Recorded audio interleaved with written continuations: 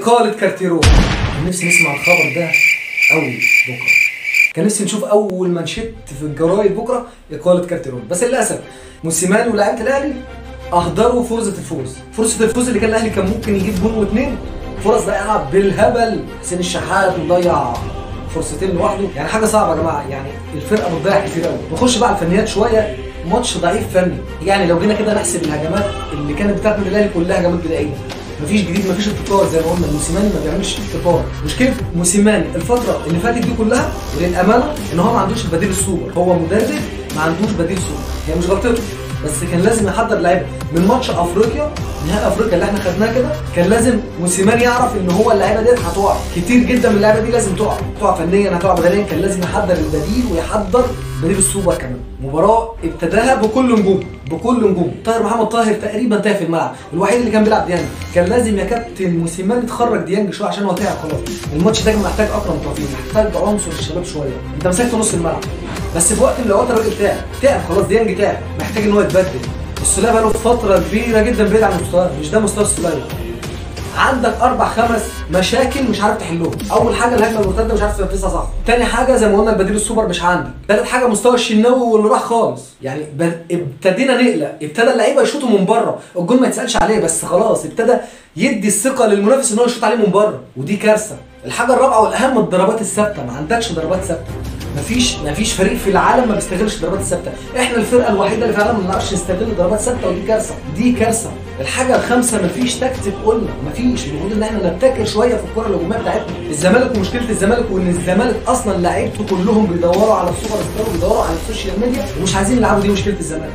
ده بسبب انخفاض، يعني ده سبب انخفاض معدل اللعب للزمالك وضعف النتائج في الزمالك. بيمتلك لعبه سوق في كل مكان، ولكن هم اللعيبه مدينين شويه للسوشيال ميديا، مدينين الاعلام، مدينين ان هم عايزين يعملوا فشل. ليه ما تبدلش؟ ليه ما نزلتش اكرم توفيق مثلا؟ مش هنخش يا عم احنا في الفنيات خلاص ومش هنتكلموا عن التغييرات، بس هنتكلموا عن الملعب واللي احنا شفناه في الملعب. سلام محسن جاب جول كويس، بقاله قد ايه معاك دلوقتي؟ فتره كبيره. الاجنحه بتاعت الزمالك للاسف اعلى من اجنحه الاهلي. احنا شايفين زيزو واخد شارع في الجنب اللي هو الباك الشمال بتاع الاهلي، لازم حد يميل عليه شويه.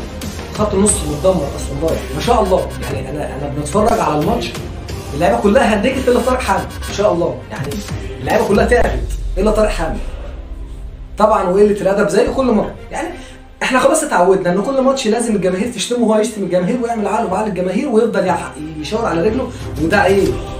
وقلنا مليون مره انت كابتن فرقه، عيب ان انت تهزق نفسك. انت جاي تهزق نفسك والله العظيم بتهزق الجماهير، وترجع في الاخر تقعد تعيط دمعتين قدام الناس بقى وتقول ان هم دول اللي بيهاجموك وده التنمر. ده نجم الفرقه يا شيخ المفروض يعني. وبرده الكوره بتاعته بالكربون كل ماتش، يعني ثالث ماتش على التوالي مع الاهلي نفسه ياخدها من الطرف اليمين، يفضل يضم بيها جوه ويروح جاي شويه خلاص اتفهم.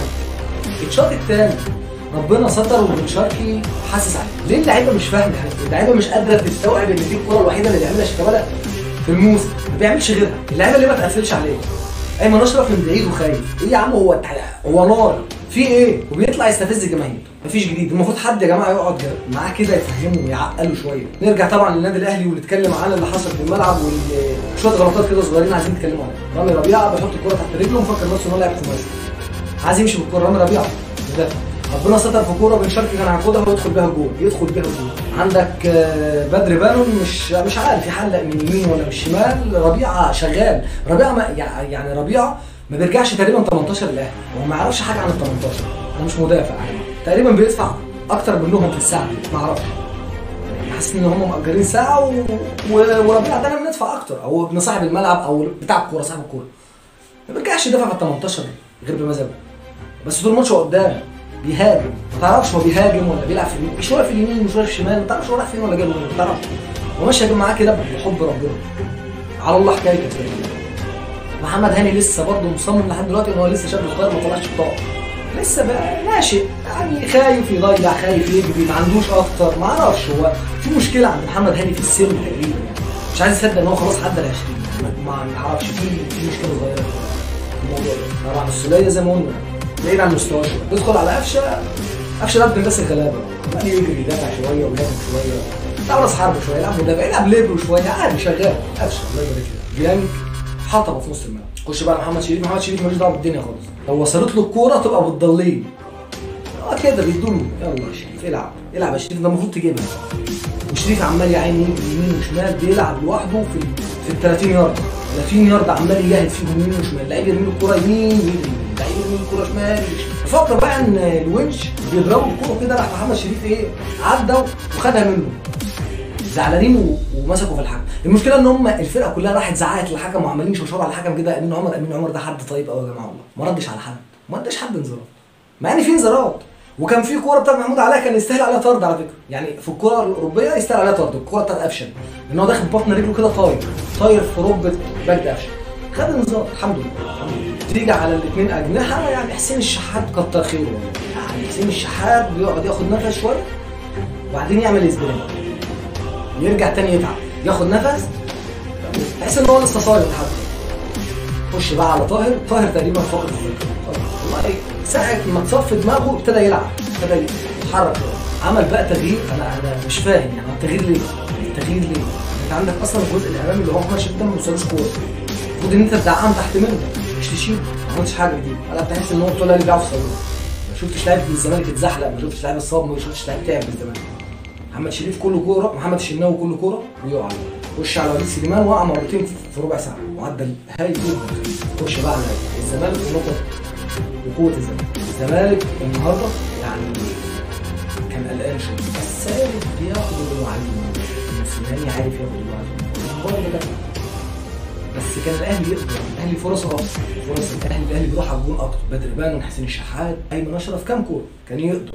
لكن اهو نتمنى بقى الفتره اللي جايه لعيبه تمشي بقى، لعيبه تمشي. ناصر ماهر بيطلب الرحيل، امشي مفيش مشكله. عندك محمود كهربا عايز تمشي احترف بالسلامه. مروان محسن باي باي، عشان ابوك برضه ما يقعدش يتكلم بقى ويقول لك لو كان ضيع وهو احسن مهاجم والكلام ده. لا وديه بقى فريق تاني عشان تعمل لو كان دلوقتي متشكرين منك يعني، كتر خيرك يعني، انت مشوار صد رد يعني ان شاء الله بالسلامه.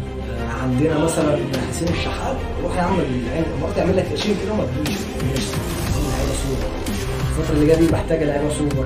انت محتاج تلعب على الدوري، تكسب الماتشين اللي جايين عشان تركب الدوري، ومحتاج تكسب افريقيا عشان تبقى العاشر في افريقيا، ومحتاج تلعب في كاس العالم. دي متمنظر اللعيبه تلعب في كاس العالم مناسب، احنا حاجه محدده بنتكلم عن الامكانيات. لكن شخصيه اللعيبه بنحب اللعيبه. محمد هاني معلش فوق كده يعني، روح نادي تاني اتركن شويه، هات بديل. وان كان كريم فؤاد هيقعدك على الدكه خلي بالك. جبهه الشمال محمود وحيد، يلا يعني بتتعب معانا انت في التغييرات، بس يرجع معلول بقى وايمن اشرف ويعتمد. يجيبوا لنا مدافع حلو كده جنب بدر بانون وبالسلامه يا سعد. مش عايزين كوميديا بقى خلاص، سعد زمان كده بالسلامه، مش عايزين كوميديا، عايزين بطولات. بقى شوف رزقك فين. والغلطه الكبيره اللي عملها موسيماني هو تغيير علي لطفي. ما كانش يتغير. علي لطفي كان المفروض ان هو يكمل المباريات اللي جايه دي كلها. ماتش الزمالك الاولاني عمل مباراه عالميه، بتخسروا ليه؟ بتحطموا ليه؟ وتلعب محمد الشناوي لعب بعد 3 ايام من ايجابيه كورونا. ليه؟ المفروض محمد الشناوي يريح شويه عشان ما يحسش ان هو اللعيب رقم واحد، ان هو ملوش بديل. كان لازم يريح عشان يعرف ان هو ليه بديل يقدر يتركن. الاهلي ما بيوقفش على حد، يتركن شويه عشان مستواه يعني كان هيعلى غصب عنه. كان لازم علي لطفي يكمل. يمكن اللي بيحصل ده كل ماتش بيدخل فيه محمد الشناوي جول من ساعه ما رجع من كورونا. كل ماتش بيدخل فيه جول، اسباب بقى كتير. ضربات حره بتخش فيه، بالهيد يخش فيه، بشوطه من بعيد يخش فيه، طمع فيه الناس كلها. محمد الشناوي اللي كان بيقولوا عليه المدرسه الالمانيه خلاص عدى الليل، ابتدى مستواه يتهز. الوحيد الراجل كتر خيره بقى رقم 3 دلوقتي، الجيل الثالث مستواه يتهز. هو اصلا من الاول اصلا ما كانش عنده مستوى. بس احنا بنقول كوكا راجع ان شاء الله هيبقى كويس. ما اعرفش ما لعبوش ليه، بس الواد ده كويس وهيبقى كويس وخامه كويسه وعنده قلب. خلي بالك حمدي فتحي ان شاء الله يرجع الفتره اللي جايه. خلاص بقى عايزين نفوق نفسنا بقى، اللعيبه كلها عايزين يفوقوا نفسنا، نفوق بقى، مش عدد على الفاضي. احنا عايزين لعيبه، عايزين ناس توقف الاهلي على رجليها، عايزين نرجع الجيل الثاني بتاع محمد ابو تريكه وبركاته والناس دي. محتاجين البديل السوبر يا كابتن خطيب، بالله عليك محتاجين البديل السوبر. في نهايه الحلقه بنشكر كل الناس اللي كانت معانا، لايك وسبسكرايب وكومنت يا معلم، والسلام عليكم ورحمه الله وبركاته.